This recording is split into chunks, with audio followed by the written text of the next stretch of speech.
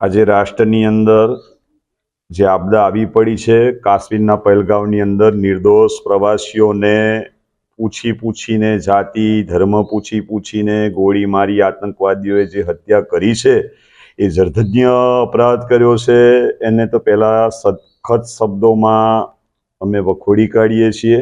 સનાતની સાધુ તરીકે, સ્વામિનારાયણ સંપ્રદાયના વડતાલ દેશના સાધુ તરીકે અમારા સમગ્ર વડતાલ દેશના સંતો ભક્તોની પ્રાર્થના તો ચાલુ જ થઈ ગઈ છે કે તમે તમારા જે ઈષ્ટને માનતા હોય એને એક પ્રાર્થના કરજો કે આવા મૃતક જે ભોગ બનેલાઓને આત્માને શાંતિ અર્પે, એમના પરિવારોને સાંત્વના મળે અને સાથે સાથે જે ઘાયલ થયા છે એને વહેલી તકે સારવારથી વહેલી તકે એ સાજા થાય. જે આતંકવાદીઓએ હિન્દુઓને નામ પૂછીને ધર્મ પૂછીને જે ગોળી મારેલી, તેના માટે થઈને તેમના દિવંગત આત્માઓના શાંતિ અર્થે આજે અમારી સંસ્થા શ્રી સ્વામિનારાયણ વિદ્યાલયમાં શાંતિ યજ્ઞ શ્રી હરિયજ્ઞનું આયોજન કરેલ હતું.